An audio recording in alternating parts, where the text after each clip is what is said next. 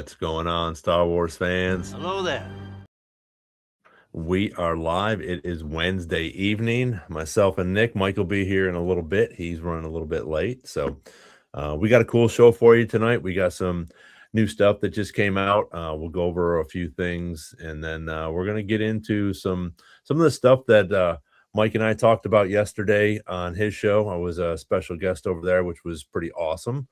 And we're going to talk about some Plagueis and the new Acolyte book that just came out. Got a couple other things, Mandalorian and Grogu, and who knows where the evening will lead us. So welcome back, Nick. How are you, buddy? I'm good. Thanks for the warm welcome.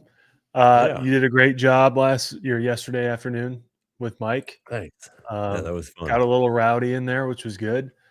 Yeah. And I was thinking today that, you know, the Acolyte's back in the news a little bit, but we haven't left it alone since. So, you know, it's nothing new over here. Yeah.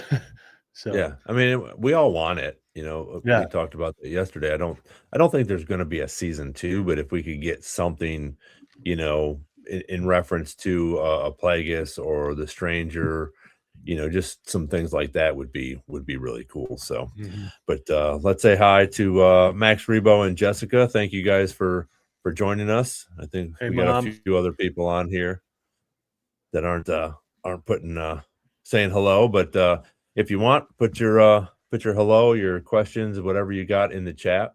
I have one thing I wanted to start before. Like I said, Mike's going to be a little bit late, but we have some new Funko coming out in reference to the Maul Shadow Lord, which I think these are really cool. Let's do this for the people. Hey, Here we there go. you go. Thanks. But I did notice this new character Icarus, which is interesting name. Wonder what's going to happen to him. And his weapon, he's got a badass weapon too. Little chain gun, sort of like machine gun or something. And then Rook cast, as we know, is Vanessa Marshall. So if you haven't yet, we have a cool interview with Vanessa Marshall on there. So that was really cool. If you haven't checked that out, please go check that out. We did an interview with her, I guess probably about a year ago or so. Yeah, it might have been this summer, but she was great. Okay. Oh, yeah, maybe it was or earlier. Or yeah, it was earlier earlier in 2025. So not a year yet. Yeah. But yeah. All right, where are you? Okay, this is exactly what I was thinking, Max. What's going on, Darth Plagueis lives? Appreciate you being here. We're going to get into a little bit of that. Thank you. I appreciate it with Mike's stream yesterday. Yeah, had a good time. Lane, he's on. Welcome. How's the negative degrees up there? I'm sure at this point. But from what I've heard, it's been brutal. Yeah, I'd rather have the snow than what the freaking ice that we had, though, dude. Yeah, it was. For those of you who don't know, we live in a region of the world that got smacked with some ice and is not prepared for it. So yeah, we were indoors. Not like Minnesota or Rochester where they get all that stuff all the time, and it's not a big deal. Yep. But, let's see. I had one other thing that I wanted to go over. Oh, actually, I don't have it pulled up. Yeah, snow and ice. Yeah, it was crappy. But there is. I found something on the internet which was sort of cool. Unfortunately, I'm not equipped to pull it completely up yet. But on May the 4th in San Francisco, they will be playing The Empire Strikes Back. And Anthony Daniels will be there. So he was got contacted or whatever, but yeah, C-3PO himself is set to attend one of the biggest Star Wars Day celebrations in the Bay Area. And Star Wars Episode 5, Empire Strikes Back, the beloved 1980 classic that closes the 69th San Francisco International Film Festival. So if you're in San Francisco on May 4th, go check that out. I'm not sure where it exactly is. Oh, there it is. The Chestros Theater, something like that. But check it out; it's online. But I thought that was sort of cool. If anybody's out there in San Francisco, Anthony Daniels will be there. I've actually met him. He's pretty cool. He acts very similar to C-3PO, which is sort of funny. And obviously he moves like him as well. Yeah. I remember when we were talking to Chris Bartlett, he was talking about how he kind of like watched Anthony Daniels for a while to get those droid moves down. But what's so funny is that like now the whole universe is filled with that kind of stuff. That's all just choices Anthony Daniels made out of his own personality and thoughts on set. And that's now how most Star Wars droids kind of like him, kind of walk around and behave. So, Yeah. Speaking of, if you guys don't know who Chris Bartlett is, he plays C-3PO pretty much most of the time nowadays. But he's done a bunch of stuff in Mandalorian and Ahsoka as well. So if you haven't checked that out, we have an interview. Actually, we have 3 interviews with him, but it's just the one interview, and it was actually during the strike. So it's a cool, interesting interview for you guys that haven't seen that yet. We are going to have him on again. I actually talked to him about 2 weeks ago, and he wants to come on again. So I appreciate you guys being here. Go ahead. Sorry, I wonder what he's able to tell us. Yeah. At this point, I'd love to just catch up and see, like, what can you tell us at this point? Because I don't know if he's even able to say that he was on the set for Mandalorian or Ahsoka, which I'm assuming he is.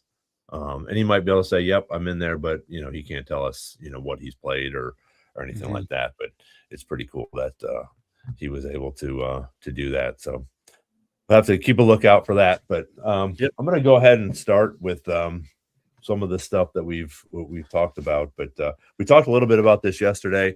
I did get the new book, The Acolyte, The Art of the Acolyte, which is really cool.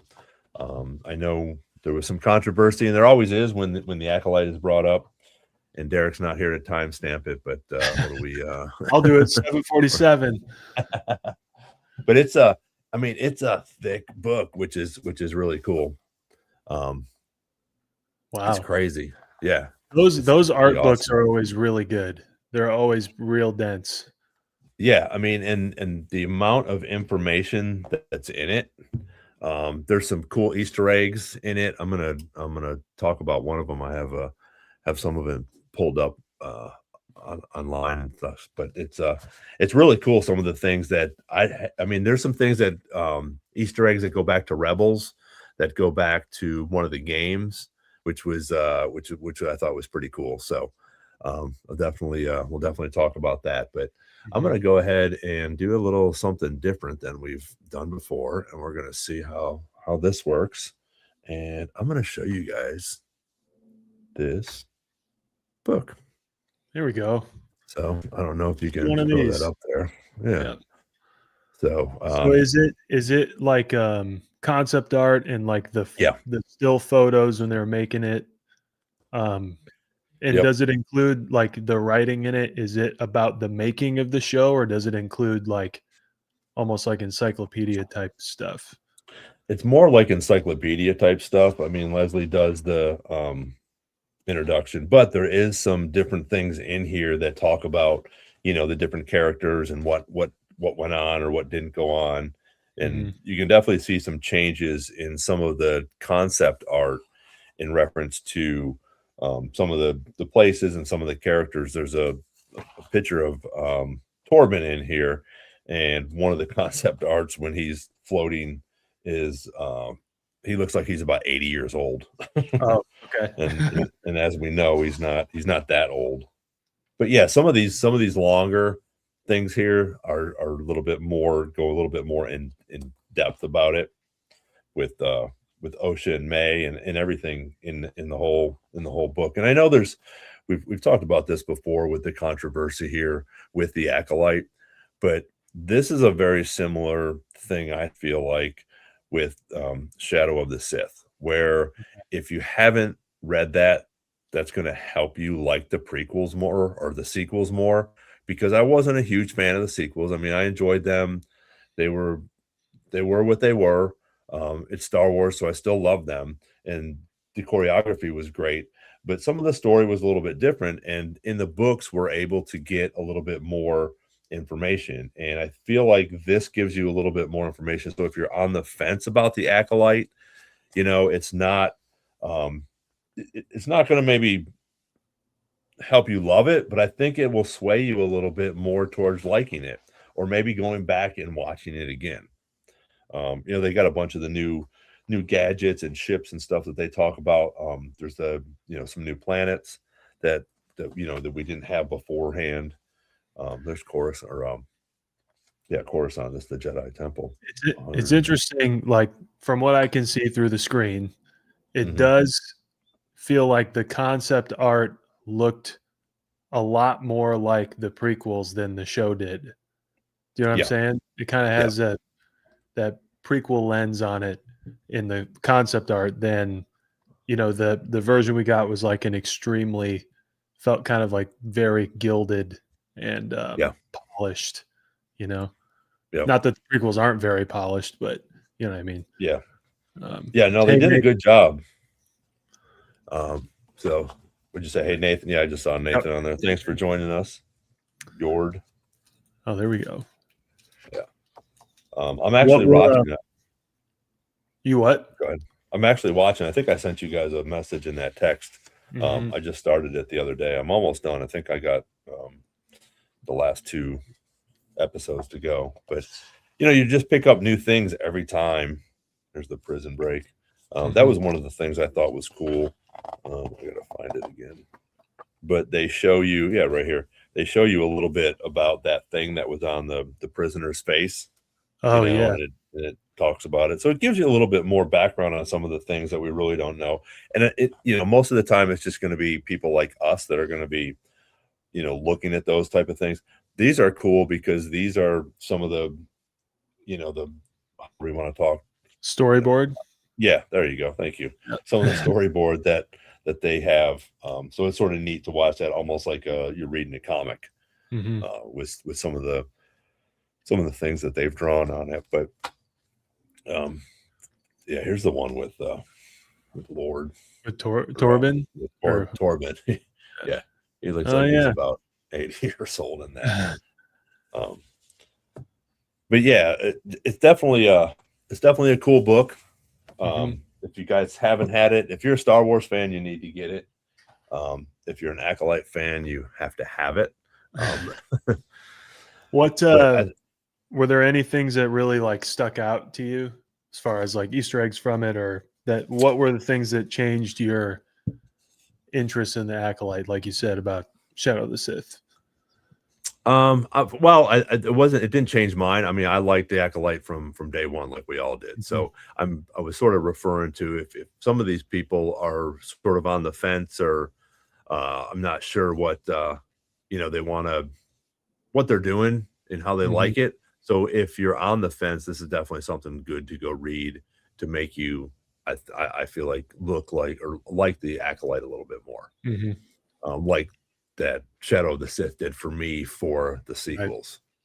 Right. Let me see if I can find this. I wanted to show you these Easter eggs. And let me put this thing up here.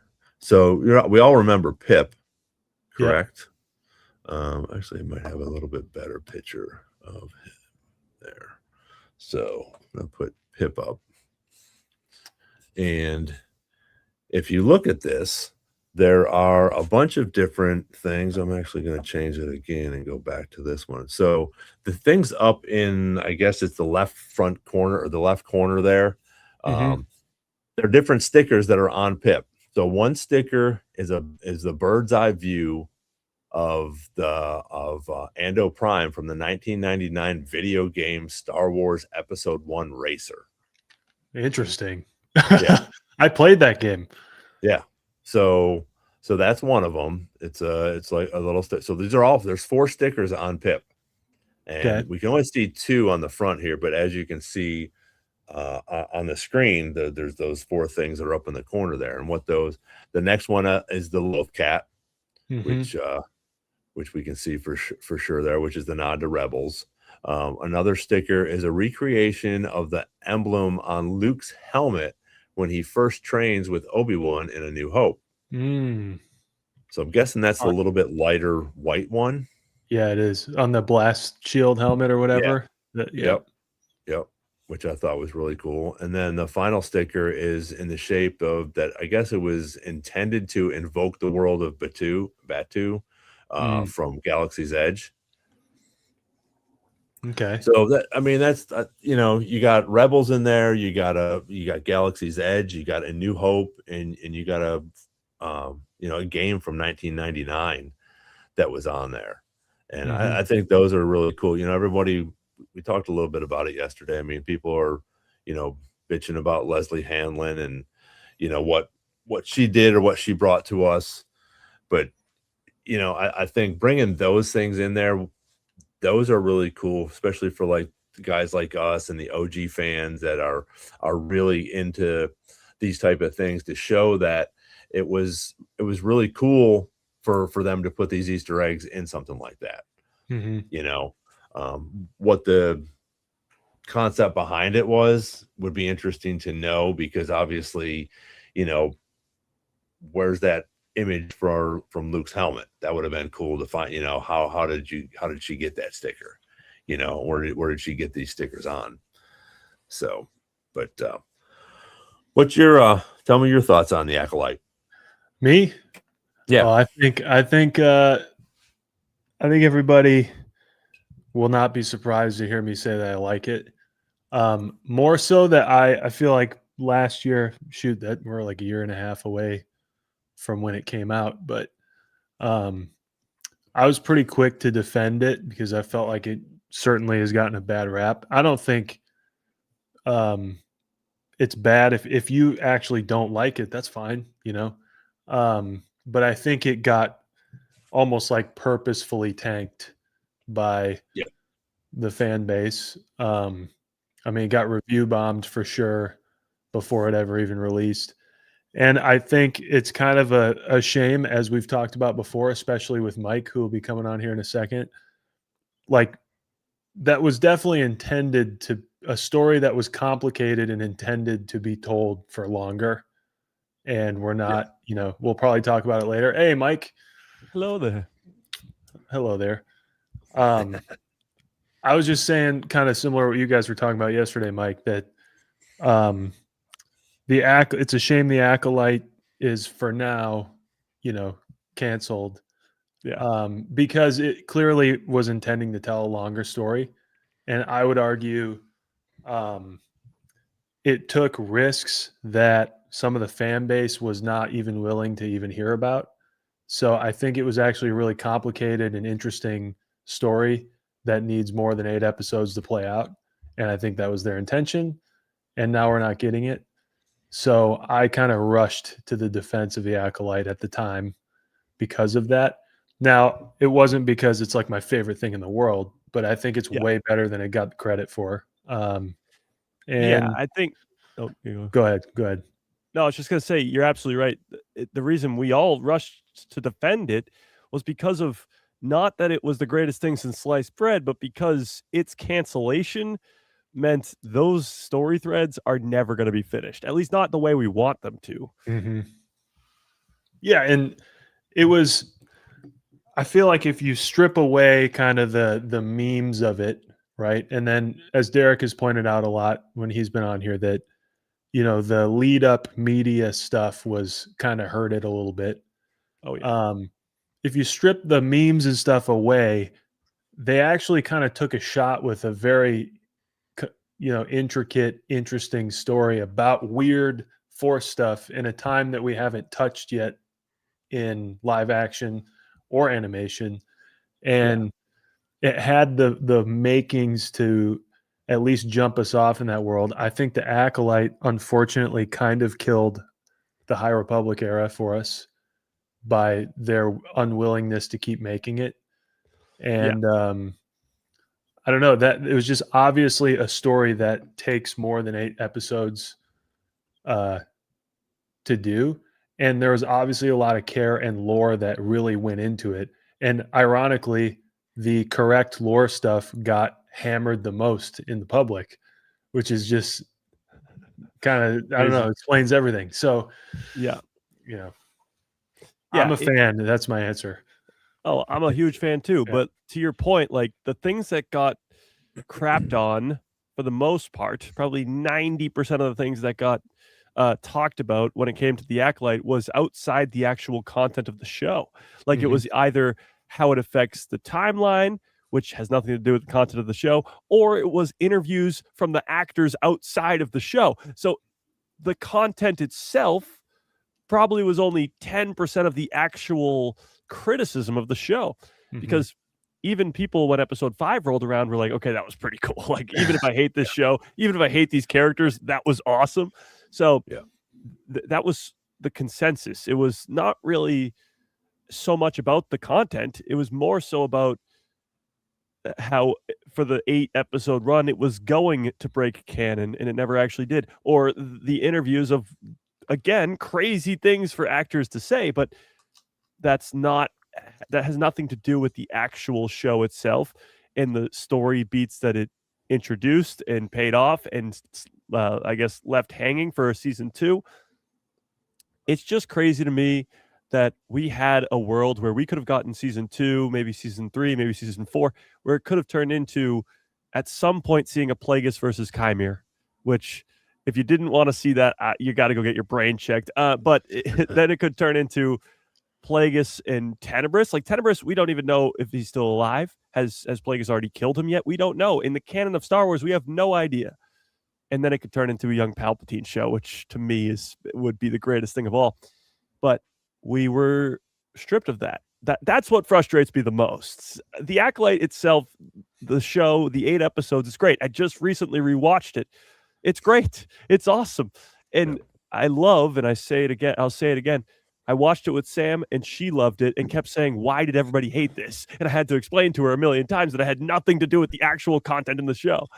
So it might be almost like an interesting thing where new Star Wars fans that are introduced to the galaxy far, far away in the future, in the coming years, will happen upon this mysterious Acolyte show on Disney Plus and go, what's this? Then they'll watch it, and I feel like it could get this big revival over the next couple of years of fans who didn't watch it when it first came out and they go, wait, why did this not get a second season? Yeah.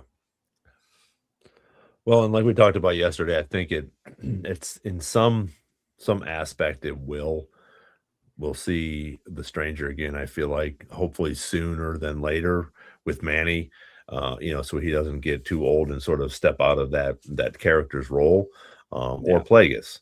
And I think, like we talked about yesterday again, that there's going to be something that's going to come out, whether it's a Tales or a live action. And while you guys were talking about that, I was just thinking, I think that some of the normie fans that watch Star Wars in reference to this, it feels like maybe they didn't know what was sort of going on because it's 125 years earlier. Not that we all did, but we had a little bit more of a grasp. But I think if, as much as we would love to see Tenebris and Plagueis, on screen, I think if they were main characters, you would probably lose some of those normie fans because they're not into the sci-fi like we are, or the Star Wars universe as much. So you'd have to have, Palpatine in there. And I think once you got to a Palpatine show where he was a young Palpatine with a alien master, that would be okay. But I think some of these normie fans don't want to see, just a bunch of aliens on screen doing things. As much as we love that, I think that sort of turns people off a little bit sometimes.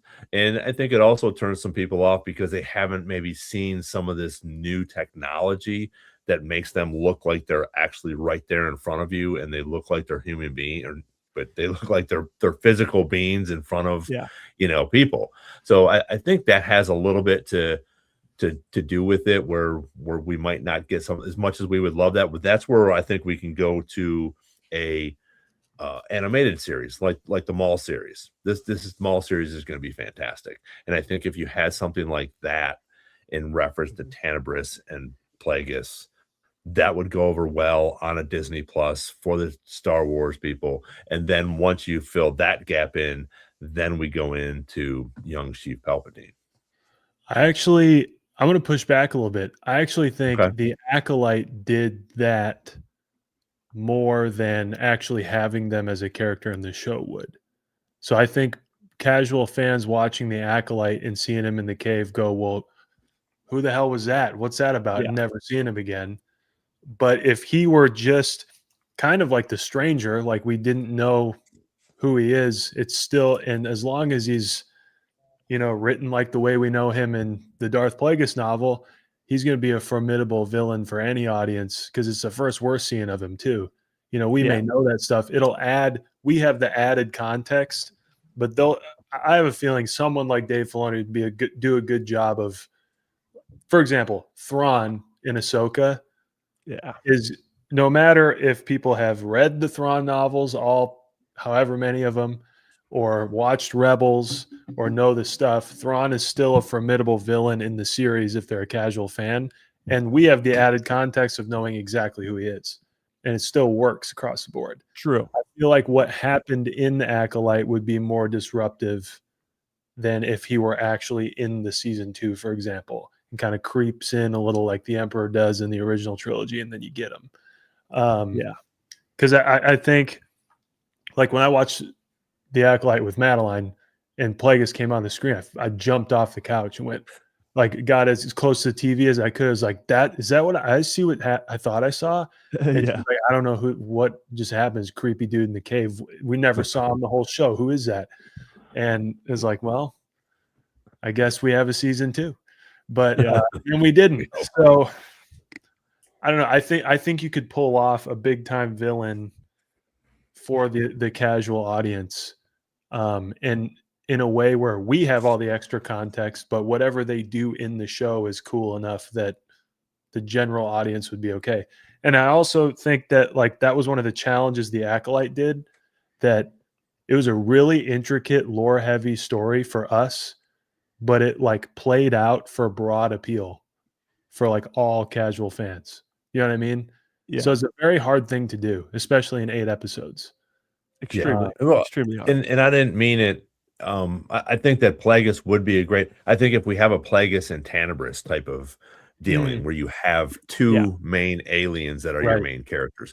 No, if we went to Plagueis and Palpatine, or we went to Plagueis and the Stranger, that would be fantastic. I think you would get a fans for that. But all I'm saying is I think if we put too many aliens in there as main characters for the normie fans, they would not like it as much as we would, obviously. And Jan has said here, Dave Greenlight, season 2.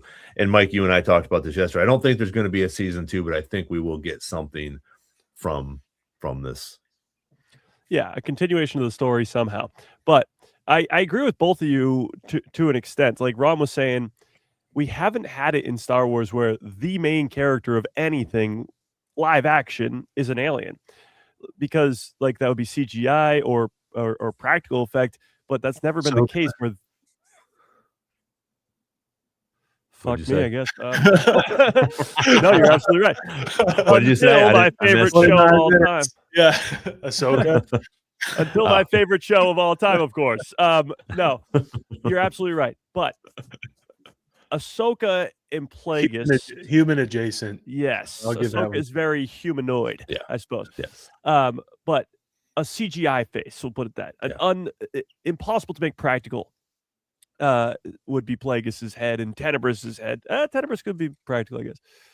But we've never had that where the entire time you're looking at a CGI face as the main character. That's something very, very difficult to pull off. You've seen it be side characters, and it's been hard to pull off. So to Ron's argument, unless it was practical, which would be hard for Plagueis, it would be the first time we're doing that and very difficult to accomplish. But I don't think Plagueis would even be the main character of a second season. He would be a main character, but not like the main character.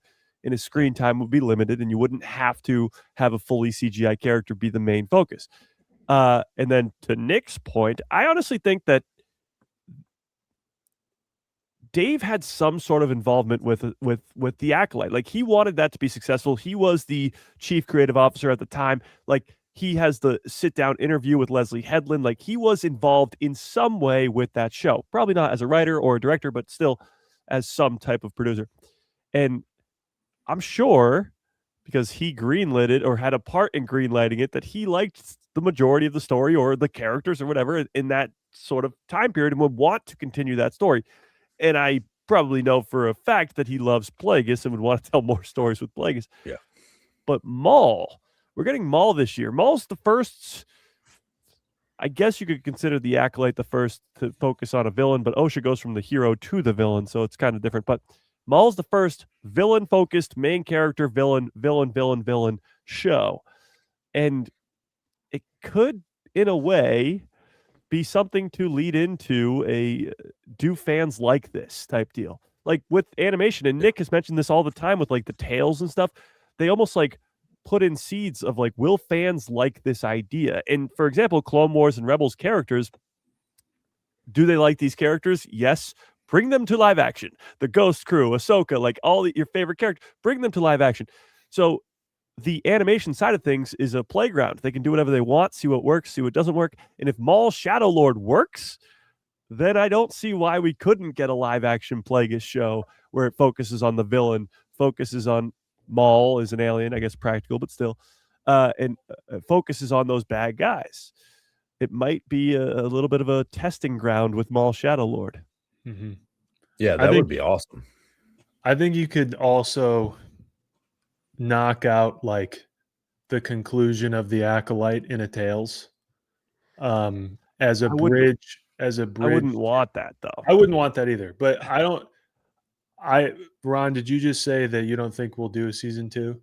That we'll do like no, I don't think it'll be specifically else, a season 2. Yeah. So I think in lieu of a season 2, Ryman, it'd be like a Tales of the Acolyte or whatever it'd be called, that kind of bridges us to the new project that's also in that timeline that involves someone like Plagueis or whatever, that is adjacent to the Acolyte but isn't that story. It's like kind of the other things. Maybe all the same types of characters are in it because they've established some things that are going on that are very important. But I think if they came out with something, Tales is like, man, they have this ace in the hole all the time. Like, do we need to fill in a gap? Tales of whatever. And it works. It's already proven it works.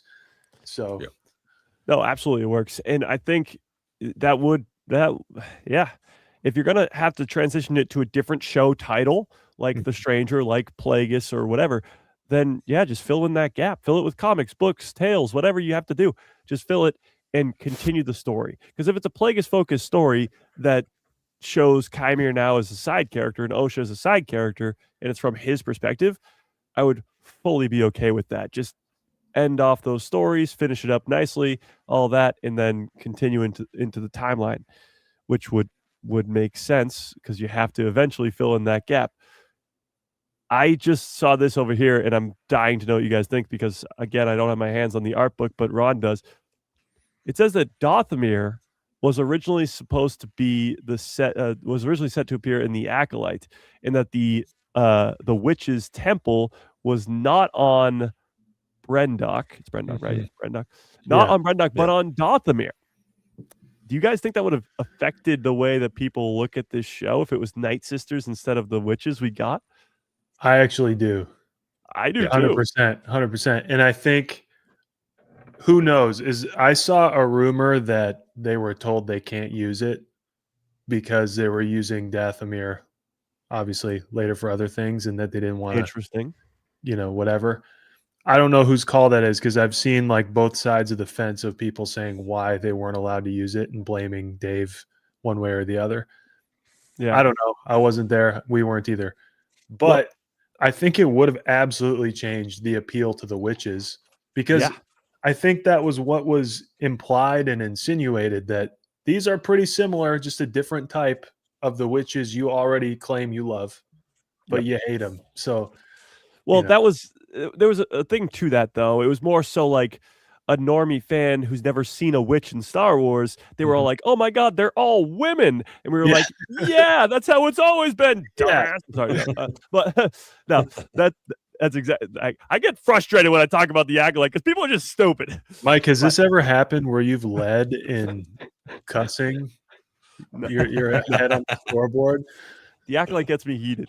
Yeah. Because it's just so stupid. Like, use your tiny little brain, Jesus. Okay, but yeah, that was a big problem. Was the witches, and that, like you said, if they looked like exactly like the witches from Dathomir, then maybe you could be like Exhibit A. But because they weren't, there was a little bit of a disconnect there, and it just didn't translate, I guess, because fans know that witches in Star Wars are women and have been for a decade plus now, probably 20 years now, since the Clone Wars, since Asajj Ventress and the Night Sisters rolled into town. So it's not something new. That again is very stupid complaint, but I completely agree. It would have changed a lot. It would have changed the main characters. Osha and May would have been Night Sisters. Yeah.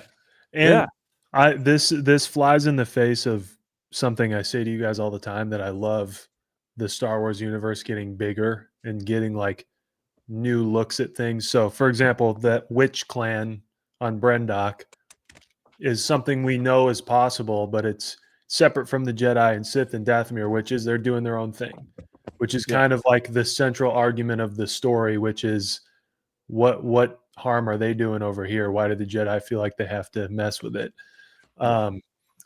But even though that makes the universe bigger, I feel like it would make whatever the hell's about to happen with Thrawn on Dathomir hit a lot harder to see a live action version of Night Sisters for the first time, for real, in some sort of centuries before Prime, and then see them resurrect, presumably resurrect them in Ahsoka.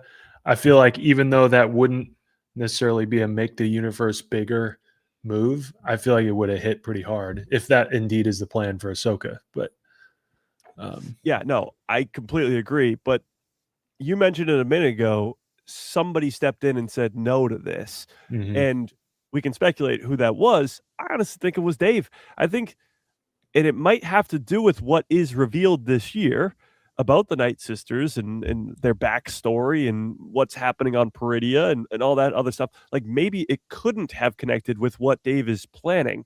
In one way, it could have helped maybe seeing them in live action beforehand, but in other ways it might hurt. I don't know how, but it might with the plan that he has. I can I throw in there too that like we got a huge unexplored lore bomb from Ahsoka the year before, that Night Sisters have something to do with a whole other galaxy. Yes. So like, we're probably going to explore that kind of thing instead of, Brendok. It probably wouldn't have been Brendok, or obviously it'd be Dathomir doing it over here again. I think whoever made the decision maybe wanted to keep that over here and thought, of course, witches can exist somewhere else. We're going to massacre them anyway. And to Max Rebo's point, that chick is a Zabrak in. Actually, to your point, I didn't even think of that. They have to slaughter all the witches. So if it was on Dathomir, then they had to slaughter all the witches, and that wouldn't make sense. It's already happened.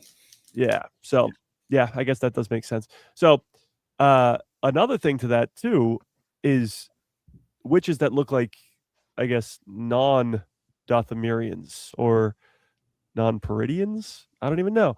But you have Morgan Elsbeth. Morgan Elsbeth looks like a human. So you've had that sort of introduced already before the Acolyte was released, because Morgan Elsbeth is in Mando season 2. So it's not like something crazy new that a Night Sister doesn't look like she's from Dathomir. I don't know. It's just a really crazy complaint about the witches when it comes to this. Oh, and the other thing I saw was that the original title of the show was supposed to be called The Lost Sisters, which I would have hated. But what do you guys think of that? When it came out, I know I've said this on the podcast while we were watching it, but it was teed up for a couple of years as like a murder mystery. Yeah. I felt like there's a lot more to this story for a Star Wars fan than like a murder mystery. The writing's kind of on the wall the whole time of what's going to happen. And I felt like it's more about the title, the Acolyte, like what's going on here, than if it had been called The Lost Sisters. Yeah. I don't know if it would have landed as hard, No, that was a great switch. Yeah. And the way they promoted the show, they actually kept the fact that they were twins hidden. Like they didn't tell us that, which was good. But yeah, the Lost Sisters would have been a disaster. Yeah. And that's interesting. Max Rebo points this out. Murder mystery was solved in the first episode. I mean, kind of like, yes, but somebody else. Well, you go. I gotta find. I was just gonna say, I'm surprised there wasn't criticisms about that. I didn't hear any criticisms about, hey, I thought this was a murder mystery, and instead it's like a Star Wars lore bomb. It was like, and I don't know. I thought if they paced it out like a murder mystery, it didn't. I don't know. We were spending like this time back in the past and then in real time, and I would rather have gotten it paced out like we were just getting the full story. Of course, you need flashbacks, but they, like you said, they kept the twins hidden in the show. Like you don't know until later. It's not really a murder mystery. I guess it is for the Jedi. The Jedi trying to figure out who's murdering all these Jedi, but to the audience, the bigger mystery is who is the master, who is this acolyte, who is the acolyte, the title of the actual show. So that's more so the mystery. I guess it was marketed sort of like a murder mystery, like who is killing the Jedi. But again, from the Jedi's perspective, they have no idea. That's the whole gist of the show. I scrolled back in the comments because somebody mentioned it early. Michelle mentioned choosing to kill off Trinity, Master and Dara. The way that they did was the way she was killed off is what killed it for my daughter in my daughter's eyes. That has been a big complaint. And I think it's because of the popularity of Carrie Ann Moss. Yeah, Carrie Ann Moss. The popularity of the actress, like killing her off in like the opening scene. But to me, I thought that was great because they killed off a Jedi in the opening scene. The opener to the show is this awesome battle in a bar, and this random new chick kills a Jedi. Like that is so cool. She's in episodes 3 and 7 too. Like she's not dead and gone forever. She's in the flashbacks too. But yeah, that was a big complaint for a lot of people because they love that actress. But I actually think that was the perfect way to start because everybody knows who that actress is. And you're like, holy crap, they just killed her off. Yes. Max Rebo. You're just mad because you're dead too, buddy. And I guess to be fair, now that I'm thinking about it, there is a fair bit of mystery until episode 5 about Chimera too. The stranger. You see what's the Wookiee's name? Kanaka. You see him dead, and for that moment you're like, what, it's still a mystery what the hell's going on, and then Chimera floats down. But it's actually a mystery until he takes his helmet off because you're like, okay, maybe it's Chimera, the guy, but May leaves him hanging upside down and she's running through the forest. So how does he beat her to Kelnaka and kill Kelnaka before she gets there? And my favorite explanation for that is Force speed, because Force speed we only ever see on screen with Obi-Wan and Qui-Gon in The Phantom Menace, and it's never seen again. And the fact that he could use it to get to him first, kill him, and then go up in a tree just to aura farm as he floats down. So great. He was also not the first. Go ahead. No, I was just going to say the whole thing with Chimera was just so mysterious, and being able to bring him into this universe and then have the cortosis and everything else brought into it from from Can or Yeah. from Legends, I thought was just spectacular. And I don't know, Mike, if you were listening beforehand, That was a little bit. but the one Easter egg you did or didn't. I was listening a little bit, yeah. Oh, okay. So I thought it was cool that Pip has these little stickers, Yeah. on it for these Easter eggs, Yeah. So hopefully, we get something else. So obviously there's not that much hate in there like that is, like you said before when we've talked about it about, the actor that played Yord, not knowing something properly or Yeah. mispronouncing something or whatever. But obviously, this was a big thing, and a big Star Wars fan, whether it was Leslie or somebody else, had a part in putting these little things in there. And I think that should help people think, you know what, this is a very Star Wars universe show. So maybe I should give it a second chance and not judge it just because of the 2 or 3 little things, for Kimandi's birthday. I'm like, that just pisses me off. I'm like, whatever. Well, to your point too, like that stuff well, first of all, not even canon, but again, it's so insane to even complain about when you have, for example, other actors messing up stuff in interviews all the time, but they don't care about that because it's not the Acolyte. And to that same point, like the Yord actor and whatever, he accidentally said Anakin instead of Luke. Like we're killing a guy over a miscue, whatever slip up. Like what are we even doing here?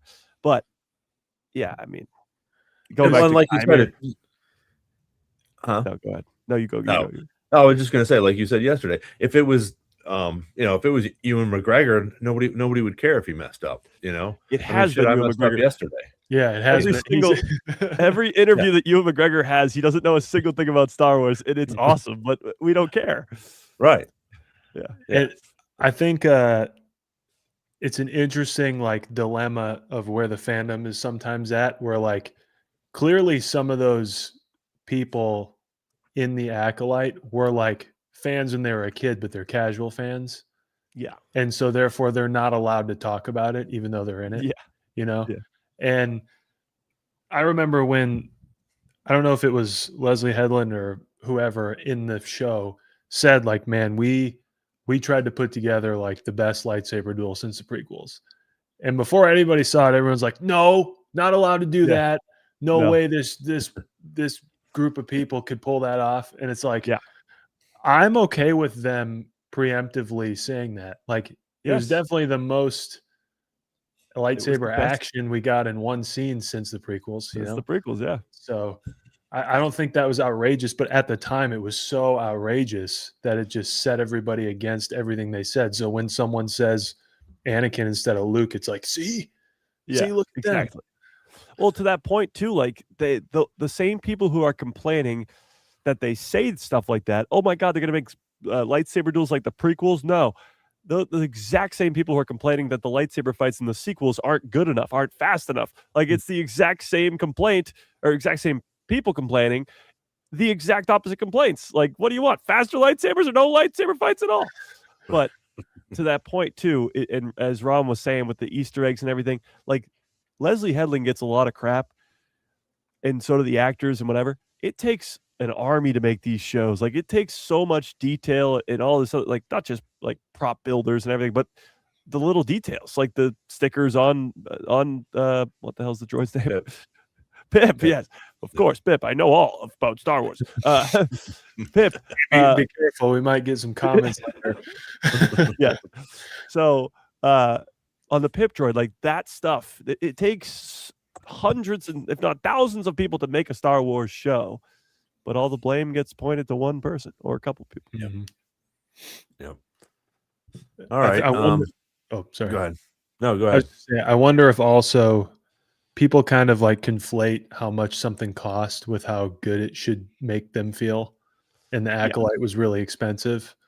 And I think people just assumed it would basically be an 8-episode sequel film looking movie. And it looked like a Disney Plus live action Star Wars show, which I don't have any problems with, but it was really expensive. It was not that far off from Andor numbers in terms of like per episode Yep. per episode cost. So I understand like maybe if that's where you're basing, if it costs X amount of money, it should equal this. That's not how this stuff works all the time. You know, the Hunt for Ben Solo was supposed to cost a very small amount of money in Star Wars terms, and we've already decided we love it. We don't know anything about it. So, you know, well, to that point, a Star Wars movie, because the Mandalorian and Grogu movie, again, the budget sounds very small because we've been talking in television numbers. TV is 8 episodes. You're talking, if you watch Acolyte from start to finish, it's pretty much like you're watching 3 movies. Like you're watching the length of 3 movies. So they have to film the length of 3 movies. So they have to film 3 movies. Like that's the idea here. Yeah. Well, and that's the thing. I mean, when everybody started crapping on it, it was like, we have a amazing Star Wars live action here, and you're not giving it a chance. And I think that's the thing that sort of, brought people away from it. And like you said, Mike, with just the starting out of, some of the outside stuff, not being able to, or people making wrong decisions or saying the wrong thing is something that, people just, like Nick said, get over it. Let's just move on and deal with it, And I think the moral of the story is a season 2 would have made season 1 much better. If you were someone who was on the fence about the Acolyte, a season 2, much like it did with Andor, Mike, you said that yesterday, like season 2 made Andor season 1 a cohesive juggernaut of a series. A series no one was asking for became a masterpiece, right? Yep. I'm not saying Acolyte would have done Andor level stuff, but a second season would have made the first season better. I think there's no doubt about it, but we'll never know. Specifically with Star Wars content, every single one that has a second season, usually that second, or every time actually, that second season is better than the first. Andor, Mando, Clone Wars, Rebels, Bad Batch, every single second, third, fourth, fifth, however many seasons that is better than the first. And that's because you have to establish characters, establish relationships and connections to characters and all that, because that's what a season 1 is there to do, especially when you set it up for multiple seasons. But yeah, absolutely. Second season would have been so much better, or at least made the first season even better. But yeah, well, and I think we'll get, like I said, I think we'll get answers at some point. And now with Dave in charge and Dave being president, I think some of that stuff will get greenlit, like I think it was Janet said earlier. So I think hopefully that will come to fruition at some point. But I would love to see, the Stranger and Plagueis go at it, which would be amazing at some point, especially in live action. I think that would be pretty cool. So, one thing, so we got to go ahead. Wait, one last thing. One thing that we haven't brought up yet, and Nick brought up the Hunt for Ben Solo at least, is the art book confirming, or I guess almost confirming, Leslie Headland, that Kylo Ren in that, of course, Knights of Ren and Chimere connection was clearly there. And in later seasons, they would have dived into that even more. Him being the first Ren or Knight of Ren and starting the Knights of Ren, and how he's not actually a Sith Lord, but the Jedi would call him Sith. Like all of that would have been explored in season 2 and beyond, which would tie the prequels to the sequel trilogy. Like that would be awesome. Yeah. And hopefully we will get something like that, because there is so much there. And now with Dave being in charge, I think that he's going to want to bring some of that to fruition. So hopefully it'll be live action, but I think we'll get more either out of some books or some animation, fortunately or unfortunately, but just because it's going to have to be put out there. So, so actually, we can move on to Maul, or we can move on to Mando, or we can move on to Disney's new CEO. Let's do that real quick, because what I'm going to do is I had Derek send me a little video about his thoughts, which is pretty funny. So let's go ahead and play this 35-second, and we learn a little bit. We learn some personal things about Derek as well. So this is pretty fun. So. Well, as I predicted many times on the show, Josh D'Amaro is going to be the new CEO of the Walt Disney Corporation, in charge of everything. What does that mean for Star Wars? I don't know, but I think it's a sign because he's also taking charge on March 18th, which is my birthday, and I might just go to Disneyland that day. But you heard it here first, folks. The Star Wars Jedi Chat podcast has been calling it for months. Josh D'Amaro, the new CEO of Disney, I think it's going to be great for Star Wars. So, so now we know when his birthday is. But yeah, and I think he'll do a good job with this. I think, there are some things that maybe we had talked about yesterday, maybe some cuts, in pricing and different things like that. He's going to have to come in and make it look good. And somebody had mentioned today, I did a couple other little lives on some of the other social media, and someone said that Disney is still in charge. So this guy is going to be able to green light or red light and anything that Dave comes up with now and tries to push up that way. Yeah. We don't know what type of relationship Dave has with this guy. If I'm sure they know each other, but it'd be interesting to see if they have some sort of, interconnection, whether it's a friendly connection or whatever it is, where he can go and they can sit down and talk and Dave can explain to him, something about this, because I think, at least from what we read or what we heard about Iger and Kathleen Kennedy, bringing this to him, he's like, well, I don't see how he can return. Now, I'm sure there was a little bit more to it, but I think if you have someone like Dave who knows the lore, who knows what's going on inside all of that, he can come and explain, hey, you know what? This is what we're doing for this, Ben thing. This is what we're doing for this Kylo Ren thing, whatever you want to call it, or anything else, this Plagueis thing. This is going to tie into such and such here. And Dave's going to be able to, I feel like, explain that. Not that Kathleen didn't know anything about Star Wars. She knew a lot about it. But I think that Dave is going to be able to explain and hopefully push through a few more things that maybe Kathleen couldn't explain or Iger didn't want to have on there. Yeah, I agree. And with this Josh guy, again, as Derek probably knows way more than any of us about the guy, but I don't know him. You put him in a lineup in a room, I have no idea who he is. However, the thing I do like about it is that when Bob Iger acquired Lucasfilm in 2012, he just acquired it. Now, he could have been a Star Wars fan before, but he had zero experience with anything Star Wars or anything of that sort. So when he was dealing with Lucasfilm, he was just dealing with another company. When it comes to Josh, he has all this experience with the parks, and specifically with developing Galaxy's Edge, developing all these Star Wars technology with the lightsabers and the new droids at the park. Like, he was hands-on with all of those things. So he actually has hands-on experience with creating something of Star Wars for fans and creating that world for fans. So that gives me a little bit of hope. But again, don't know a single thing about this guy. Don't know if him and Dave have a relationship with Galaxy's Edge. Maybe they do. I don't know.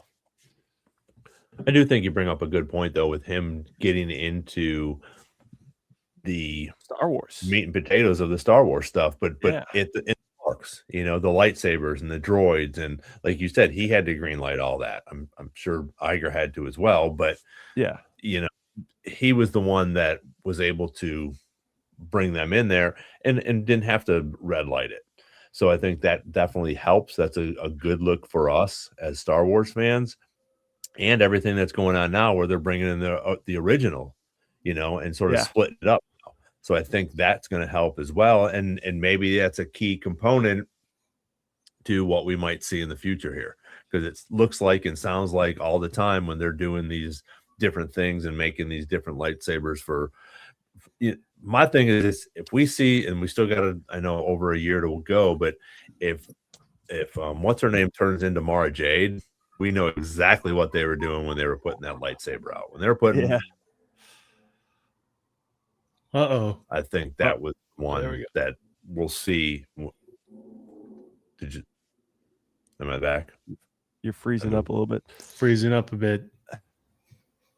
All right, go ahead. Well, I'll take off where Ron was going because I know exactly what he was saying. Well, so to that point too, like, if they did do that Mara Jade stuff on purpose with the parks, then this guy clearly has more information than we know with the Star Wars universe. And to that, I actually agree with you. I have one kind of negative about this that I wish they did. We just learned a couple weeks ago that the park was going from the sequel era to the original trilogy era. Why not give this guy the job and then have him go, in my first thing in office, first thing as CEO, I'm gonna turn the parks into original trilogy parks, and everybody claps their hands. Like, they could have given him that big win if they just did it a couple weeks later. That would have been great. Star Wars fans would love this guy already so much more. They'd be like, yeah, Bob Iger's gone. This guy's bringing us the original trilogy characters back. He probably still was the reason we're getting that because he's in charge of the parks, but that would have just been like a feel-good win for him as the CEO. Yeah, for sure. I think that would have been fantastic. Yeah, I didn't even think about that, but yeah, that would have been great for him to drop that and be like, "Hey, look at this is what I'm going to do." And because you're going to satisfy regular fans and you're going to hugely satisfy all of us fans, in the hundreds of thousands and millions that people would be like, "Oh, this is awesome." Like you just said, Iger's out and this guy's in, he's helping us. So hopefully we have good things for the future of Disney in the parks with him, and hopefully we'll have good a future in Star Wars in live action and movies and in the animation with him being the president. So we'll find out, I guess, next month. I do want to caution everybody that Star Wars is just a fraction of what the CEO of Disney is responsible for making decisions on. So as much as cool as Derek says this guy is, and I believe him, that he's awesome. Yeah. I'm not expecting him to know or actually care about Star Wars. That's for Dave and Lin-Manuel Brennan to get across, and I have confidence in the two of them to do that. Yeah, I think Dave will get it across, like in the scenario where Bob Iger says, "I don't get it." Dave Filoni, what's the guy's name? Demaro says, "I don't get it." Dave can communicate that, but also Lin-Manuel Brennan has been in some very creative stuff with Lucasfilm as well, and has a huge pedigree with the business side, who could probably communicate it too. The difference, as you said, Mike, is that I would assume a function of Demaro's previous job was being very in touch with what people want or what people don't know they want yet. Yeah. You know what I mean? And so maybe he would be a little more in touch than Bob Iger, like classic CEO cutthroat, which is what those jobs are. He's not caring about yours or mine or anybody in the chat's feelings. He's got a bottom line to present to investors. So I'm not expecting him to be a big Star Wars fan, but I am confident that Lucasfilm is turning a page and is able to through line this thing. I don't think we'll have a Hunt for Ben Solo situation again. No, I actually didn't even think of that until you just mentioned it with the Lin-Manuel Brennan stuff. Like, Dave is so immersed in the Star Wars universe that some of the stuff he probably says in a pitch meeting just sounds like gibberish. It sounds like a different language. So Lin will be able to literally translate it to Josh and to everybody in the room. Yeah, hopefully. I wanted to touch on, and I know we've gotten some of these, but these new these are, you can order these now, and they are coming out monthly. I was talking with Jacob. Yeah, which would be interesting to see. Yeah, what they do. If there's the episode, or the first issue comes out, if it'll be with maybe like a little bit of a prequel type of thing, so we have a little bit of an idea of what this sheriff or police officer is doing in his his sidekick Two Boots. It'll be interesting to see what their little story is, and then as we go on, if there's going to be a different one in between the episodes. Does that make sense? Where it's sort of like we'll get the first comic issue, then we get maybe the first week of Maul, or the second week, so we get 4, and then when that next issue drops, are we getting more information about Maul in Shadow Lord? So I don't know how they're going to drop these and what they're going to do, but go ahead. it just seems like the main characters of this book, it's not Maul. It's more so the perspective of these cops on the planet, the Janix planet, this new planet, and they're trying to stop Maul from building his empire on their planet. So I think that's more so what the comic is going to try to do. But it is a prequel, and the fact that it's coming out once a month is kind of crazy because then it's coming out before, during, and after the run of actual Maul Shadow Lord. That's kind of crazy. I did not think they would do that. Just timing wise. Yeah, I didn't either. I was hoping it would be. Yeah, I was hoping it would be like weekly at least. Or maybe all of them at once, so we have like a cool backstory, and then we're like excited to get into this. So it'll be interesting to see what that first issue is, to get us in there and excited and give us a little background, for these couple of characters that we don't know about yet. But then as we go on, it'll be interesting to see. So that would mean that the comic doesn't end till it's 5, right? Yeah. So it doesn't end till July. That's very crazy. But what do you think this means for the future? Will there be a comic run that comes out with Ahsoka season 2? Will there be a comic run that comes out with the Mandalorian and Grogu? Like, is this going to be the new norm? I don't think so. I mean, maybe, but I think that this is because this is animation, which sort of goes hand in hand with the comics. But I feel like that they just did this because it's Maul, and they were able to. We already have him in animation. We have him in live action. So to have him explain a little bit more of him in the comics is easier to put in the comics than it would be to either, extend this first season or to have a Tales or whatever to get more information for us. So I think this is just a Maul thing. That's my opinion. I think also because it was such a shock. I feel like we always forget about it because it's been seared into our brain since 2018, but it was such a shock to find out that he's a Hutt level crime boss with immense power out of Solo and still have not a whole lot about it. That, the show is going to cover what matters, but the show is going to have its own story. So the more we can get about that stuff, they know they can feed it, That's true. So I think, like you said, Mike, it's more of like a buddy cop comic with Maul stuff in it that maybe has more of the situational crime lord stuff, but we get the more important nuggets through the animation. I think it'll be Maul's perspective in the show and these guys' perspective in the comic, just from earlier. But just coming off the backs, I guess, of last year with the Legacy of Vader and how great that comic was, and to add to the sequels and to add to Kylo's character and the Knights of Ren and everything, it would be smart of them, just, I guess, based off I assume, I don't know the numbers or anything, but I assume that the Legacy of Vader comics were pretty successful because they were all the talk whenever they came out. So it would be smart of them to continue this, because I think the Maul comic will be popular.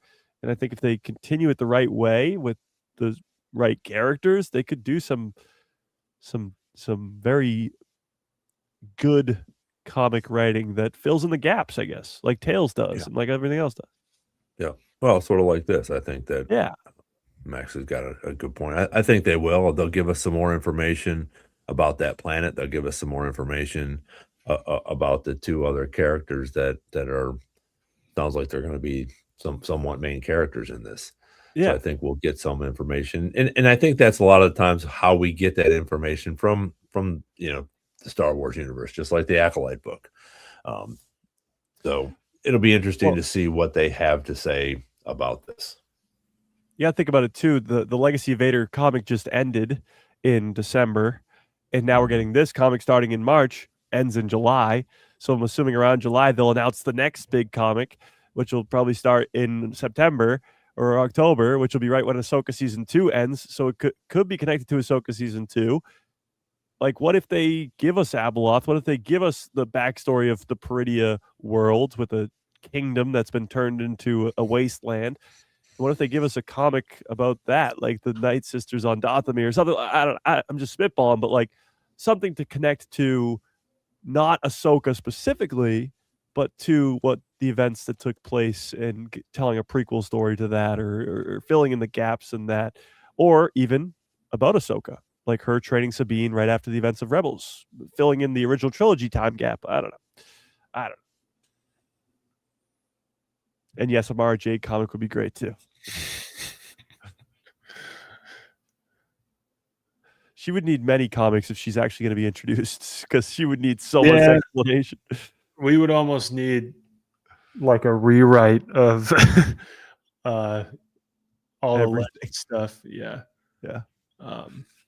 But it would be like maybe inserting Ahsoka though in the timeline. Like, you could pull it off, but you might need, like, we've talked about an animation series with original characters.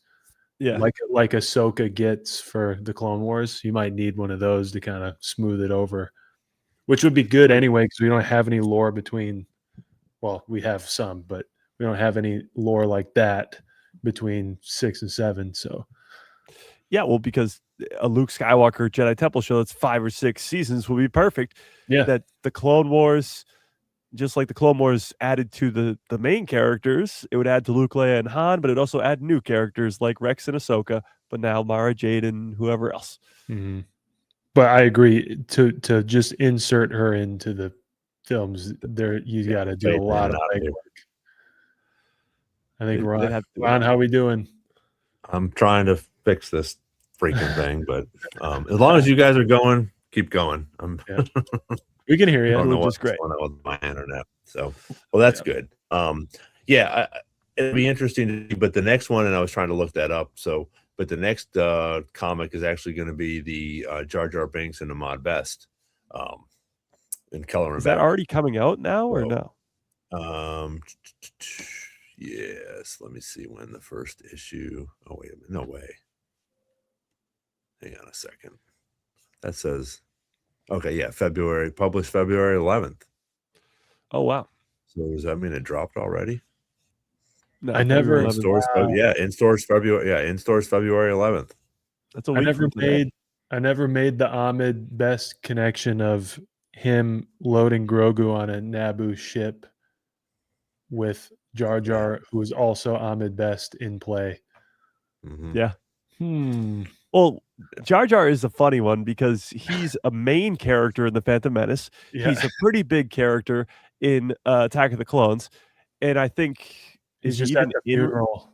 He's just at the funeral. Yeah. So to have a character that's that important in an entire trilogy just disappear off the planet of the Earth, like he is a main character in multiple arcs in the Clone Wars. Like, they know he's around. The fact that we don't know what happens to him in the post prequels is kind of crazy. Well, we do know one thing. He ends up. Do you guys know this? A street performer or whatever. Yeah, he ends up. Is that canon though? What's that from? Yeah, I think it's in Aftermath. Oh, or in one of those, like one of the early new canon novels. That's such a devastating end. And then JJ wanted to put his skeleton in Jakku, apparently. They're just doing my boy dirty. But no, I think it would be cool to have Jar Jar Binks be involved in. Obviously, some people from Naboo were evacuating Jedi kids. Yeah. Like if Jar Jar Binks, if that sets off what we know as the path, what a good send off. That would be good. Yeah. But yeah, I'm pretty sure it's implied that the people of Naboo hate him because they feel like it's everything that happened is his fault. And so he kind of is. Yeah. So he's been banished again. Banished again. Yeah. Story of Jar Jar Binks. Yeah, that's brutal. Max Rebo probably knows, and he should correct me if I'm wrong, because I don't get corrected enough on here. There you go. And Max said something about Mara Jade comic. I'd love to see a Mara Jade comic. I don't know if they will. There's a couple books that are out.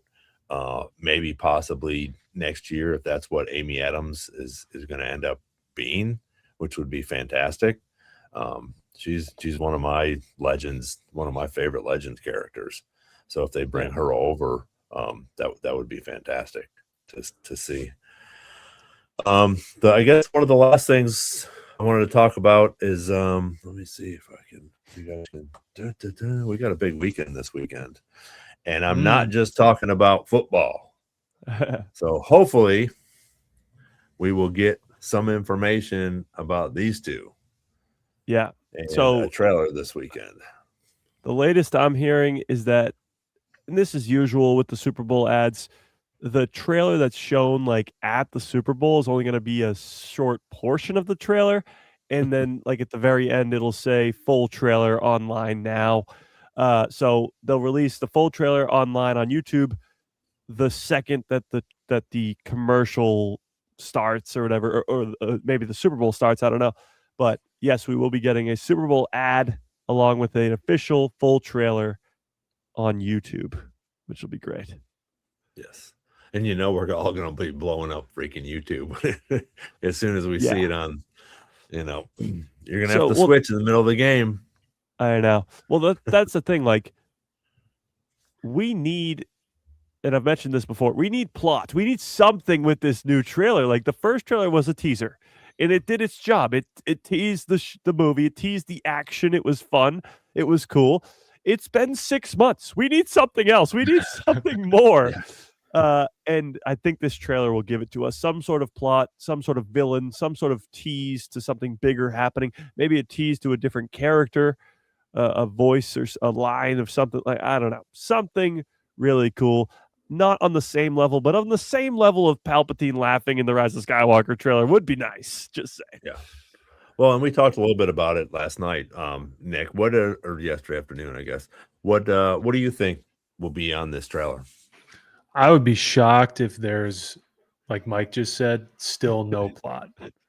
We know nothing, honestly, other than who's going to be in it, for like who they're allowing us to know is in it.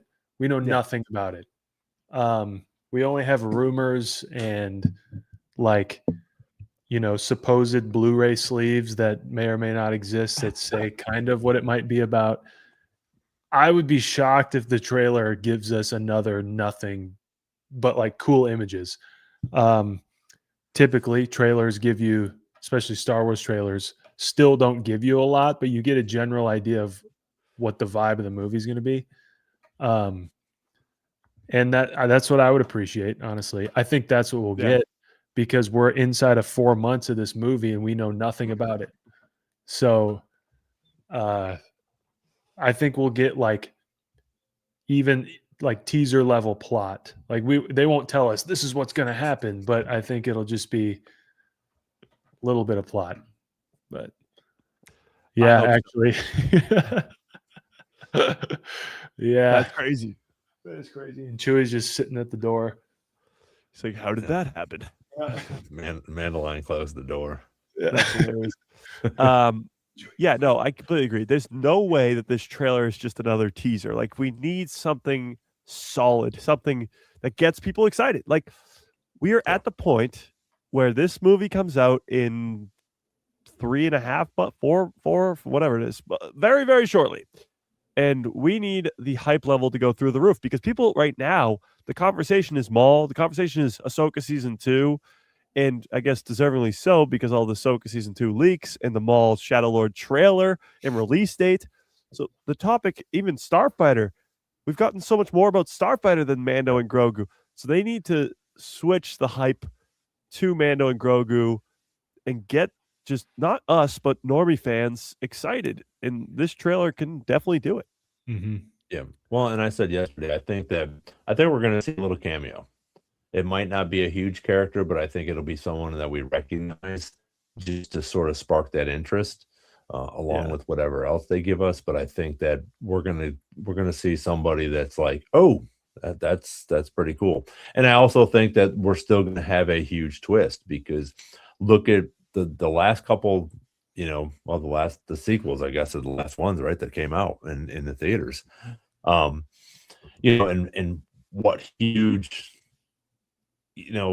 surprises they had in those, especially in with Honda, and nobody saw that. I mean, I didn't. Maybe other people did. I didn't see that coming. I know that Harrison didn't want to be a big part and didn't want to do, a bunch of other stuff. But I think it'll be interesting to see what we get, because we're still not going to get so much, if that makes sense. Mhm. We're still not going to get, we're not going to get the plot. We're not going to get anything like that in this, because they would have already put it out there, and they've already sent this whole Embo thing. And I think we've talked about this before. I think that might be the opening, thing. They go out and, do something with them and Stinky, and then we get the main gist of the story that's going to come out afterwards. I think We'll it'll get a little bit more of that. I think you're right. I think if we get plot, it'll just be like the adventure part, but all of the stuff we'll see in the trailer for the most part will be from that Stinky the Hut little beginning of the movie. Kind of like whenever we get trailers for the live action series, it's always just from like the first 2 episodes. Like the 90% of it is stuff you see on night 1, and then you're in it. And I also think, Ron, to your point, I think we'll get 3 levels of cameos. I think we'll get cameos that people will recognize from the Mandalorian itself. Obviously them, like the characters, but maybe some things from the show that are reminiscent of the show that people go, oh man, I saw that back when it came out. I loved it.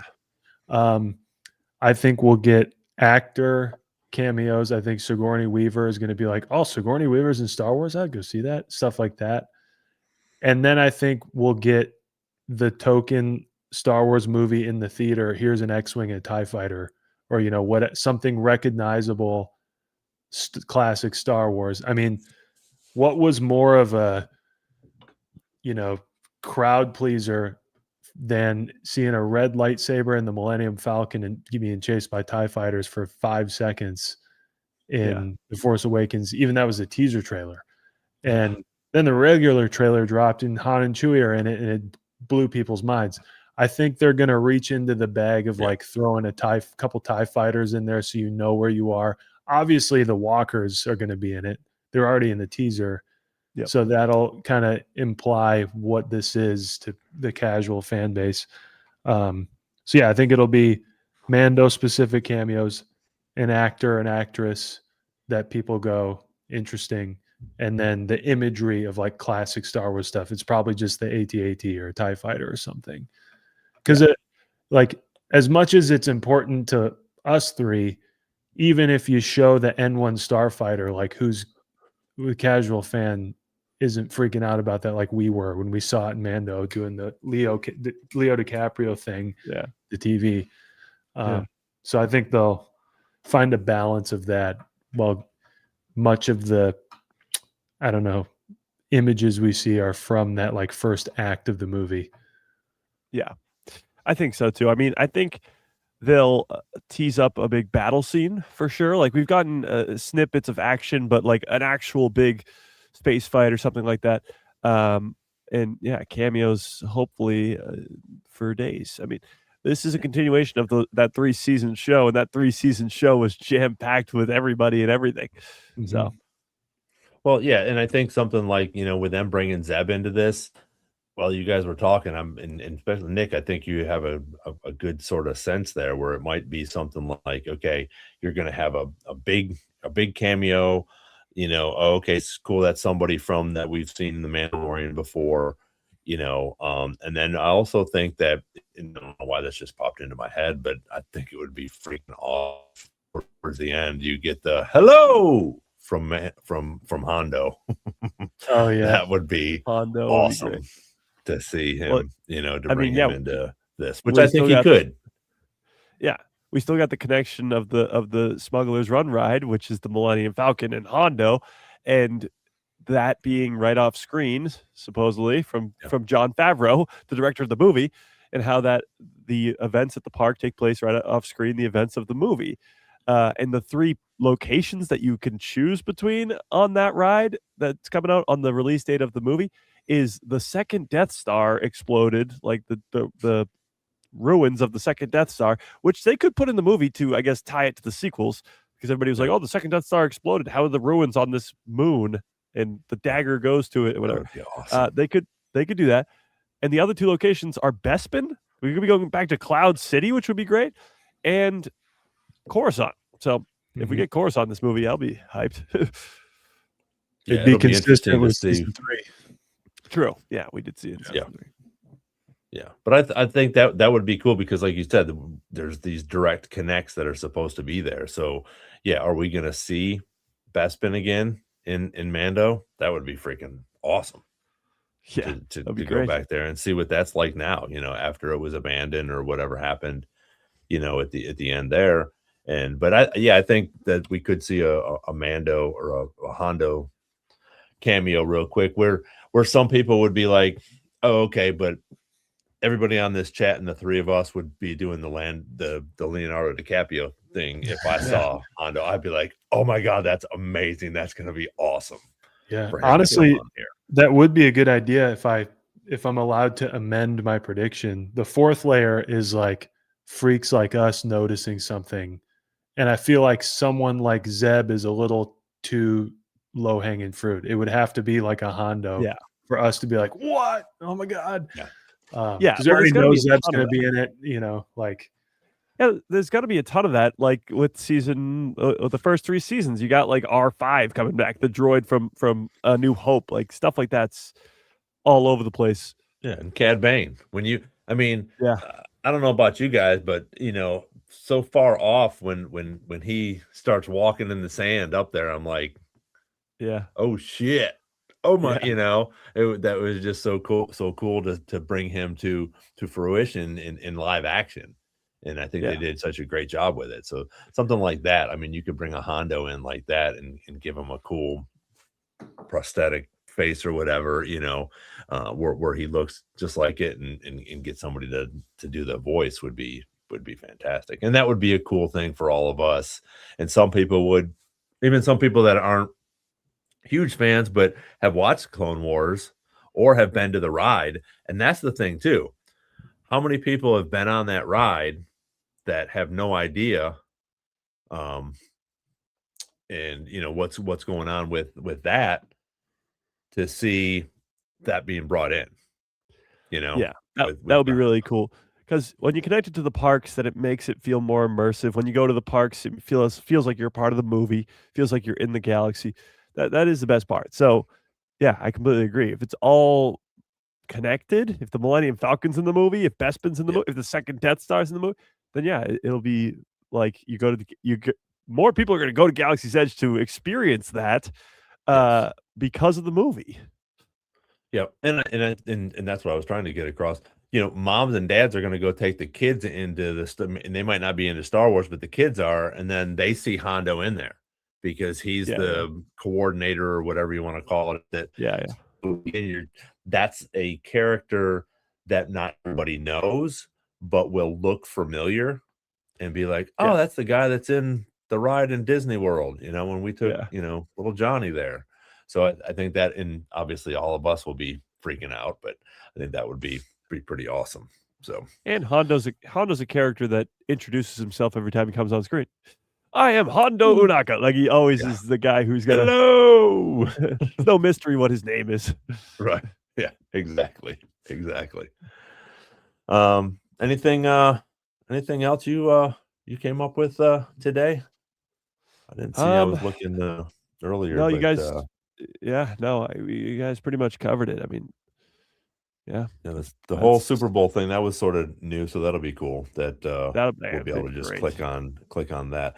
I will say something, and I'm not going to get too into it because I don't want to bring this into our thing. But I had to get rid of a few Star Wars podcasters that I was watching recently because some of the stuff they were bringing on was political, and I was just like, man, why are you bringing this political stuff into your Star Wars channel? You can relate it to the world or whatever, but when you're making specific, statements about different things and bringing it into the Star Wars universe, I was just like, man, that's not cool. We just stick to Star Wars. If you hate the Acolyte, okay, cool, that's your opinion. But the idea is people come to a show like this, people come to channels like ours to escape from the real world stuff. When you bring the real world stuff into that, like that defeats the entire purpose. Nobody cares. They're there to escape from the real world, not hear your beliefs about the real world. No one cares. I can guarantee you, if I told you my favorite sports team, my favorite beverage, my favorite food, nobody cares. No one cares. They just want to talk about Star Wars. That's why they're here. They didn't come to hear anything about my political beliefs or my ideologies. No one cares. Max got it. He knows. So my segment about the Minnesota Timberwolves managing the trade deadline and how it relates to Star Wars, we're not doing that. Did they get Giannis yet or what? No, not yet. They're making room for Yeah, I don't think it's going to happen. Really interesting. Yeah. So, but hopefully, again, we got a big football weekend. Good luck, Mike. I know. I will be rooting. Yeah. I will be rooting against you, unfortunately. Oh wow, thanks. But we will hopefully get that Mando trailer, which will be pretty cool. We can all go over and blow up the internet on YouTube when we're all trying to watch this at the same time. Mm-hmm. So, and then that's about it. Nick, you got anything else? You want to Not really. Looking forward. What's that? You want to tell the world your political beliefs and Hey, you know what we can do though? You can tell us, and I'm going to put you on the spot, but I think you have. I think you'll be able to answer this, and I don't know how long you stayed around yesterday. You might have been gone. What are your top 3 lightsaber duels? Lightsaber in duels? Star Wars. Yep, in the Star Top Wars 3. universe. Only Top 3. 3. Okay. Based on anything, just my favorites. Favorite 3. Whatever. Personal take. Doesn't have to be. All right. I'm going to do 4 because I'm going to do an honorable mention. Okay. Yeah. I've always headcanoned ever since I was a kid to make up for the A New Hope lightsaber battle that there's a lot more going on in a lightsaber duel than just swinging them around. That like them being together and doing that has like cosmic repercussions, and it's almost like they're reading each other in the Force rather than swinging around like the young guns they used to be. So with that context laid into it, I really like watching that one because like it's Obi-Wan sacrifices himself. It's really tense. There's no music until Obi-Wan dies. Yeah. So I think it's classic. I would have to say that number 3, I was always a big fan of Return of the Jedi Throne Room. Because before Revenge of the Sith came out, Return of the Jedi was my favorite movie, which, by the way, someday we'll have to have our chat do my little video ranker thing. Oh, yeah. Because I was shocked at how low Return of the Jedi was on mine, and that was like one of my top for a long time.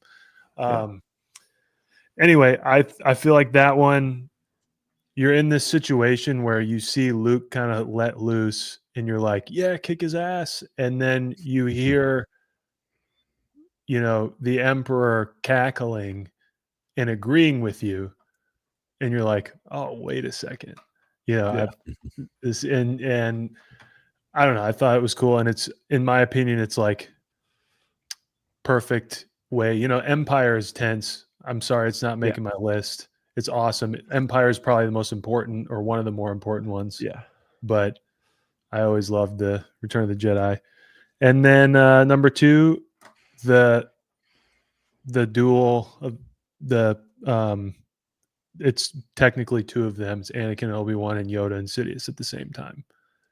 Those were the matchups I wanted to see my whole life. You kind of knew as a kid it would come down to Yoda and Darth Sidious, whoever this guy, whatever he ends up doing. I love that they're happening at the same time. It's like the fate of everything is happening in front of you. And then Duel of the Fates is my number 1. Specifically after Qui-Gon dies. The music, obviously, Duel of the Fates, the song and the soundtrack is great, or the score. But when Qui-Gon's on the ground and it's no music and Obi-Wan's like in his doing his little warm-up bounce, and then they just get after it, and where they supposedly had to slow the film down because Yeah. Ray Park and Ewan McGregor were going too fast. Like Yep. that's crazy to me. So So good.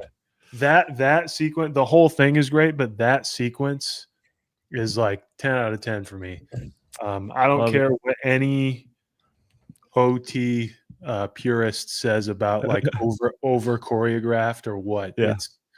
It's great to me. So Love it. that's Great my list. thank you. That's all. Great list. Yeah. Yeah, we had some different ones. I'm definitely a little bit I don't know, I guess more nostalgic, or mine are more emotional. Mhm. Yeah. The first again, my third was sort of a tie for Empire and Return of the Jedi. Those OGs for me were fantastic. Yeah. I thought it was neat how you said something about the Obi-Wan and Darth Vader. You know, when we first saw that, it was so cool, you know. But then as we got older and we got the prequels and stuff, and I'm sure we've all seen it, but that remake, whoever did it before even AI was out, Mhm. it was a few years back of Kenobi and Darth Vader going at it. That was so well done. I thought that was such a good job. But yeah, the old school ones were number 3 for me. Number 2 for me was Maul and Ahsoka in Great one. season 7 of Clone Wars. And my number 1, which really surprised Mike, was Yoda and Dooku. That's my number 1. I did know that. Yeah. Yeah. You know, it's just and I sort of forgot about, until you mentioned, not forgot about it, but the Palpatine and Emperor, you know, Palpatine and Yoda one was awesome as well. But for me, it was just that first time to see Yoda just snap that lightsaber into his hand, and we get to see him, besides walking around with a little cane and limping and stuff like that. So, but Honestly, I feel like seeing Yoda reach for a lightsaber for you is probably how I felt about seeing Darth Sidious reach for a lightsaber. Because I was waiting. I knew at some point he had to emerge. I was so fascinated. Like, how's he going to do it? Is this guy only do lightning or what? And he, you know, and you actually see him do it in the trailer. So it's like, you know, there's no secret that he's going to do it. Yeah. And I was so hyped for it. Did they ever have Yoda with a lightsaber in the trailer of Attack of the Clones? I don't think so. I feel like I remember that being a complete shock in the theater. Yeah, that was a complete surprise. And that was so cool how they did when Palpatine just right out. So, you know, when that happens, at least that's what I thought. Now I think back and go, this MFer had this on him all the time. Nobody knew it. He was strapped. Yeah. Yes. He was strapped like all the time. Somewhere up here. And he had 2 of them. Yes.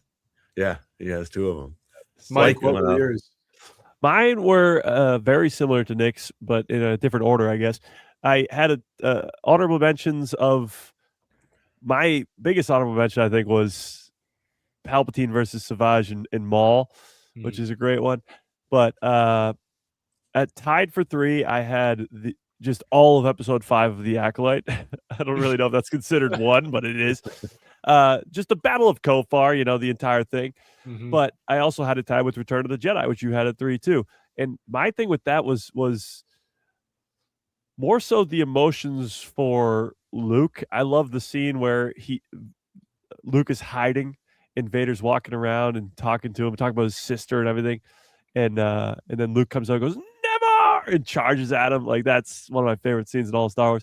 But my number 2 was Duel of the Fates. The thing that puts Battle of Heroes, or whatever you want to call it, above it, Anakin versus Obi-Wan on Mustafar above it, is the dialogue. Like, Duel of the Fates just doesn't have the dialogue that it does. And all the stuff from before with the only a Sith deals in absolutes, I will do it. I've brought peace, freedom, justice, whatever. And then all the stuff after. It's over, Anakin, I have the high ground, whatever. You were the chosen one who said you destroy the Sith. All that. That adds just a dynamic that makes it slightly better than Duel of the Fates for me. But those are definitely the 1, 2. And it is still, I believe, somebody can fact check me on this, but Revenge of the Sith is still the longest sword fight in any movie all time, I think. Wow. Yeah. Sword fights too. So like any sword fight in any movie. Yeah. Yeah. Man, that's crazy. And you know what's even more crazy? It was supposed to be longer. I know. There's Yeah. supposed to be a big animal involved and all that kind of Yeah. stuff.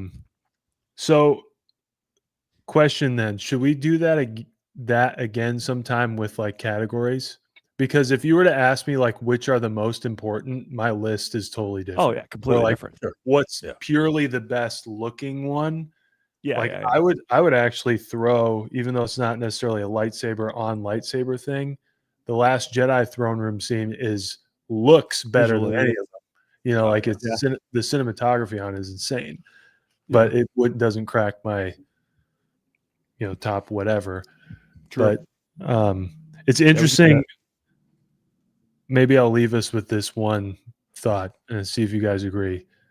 I just thought of when you said Luke is hiding in Return of the Jedi, and for whatever reason, like him in that moment, he gets himself captured under the assumption that the Rebel Alliance has the upper hand, Yeah. and when he's on the little bridge before they go up to see the Emperor with Vader, that's his shot to turn him, and then they both leave. And Yeah. when he doesn't, Luke says, "All right, then my father's truly dead."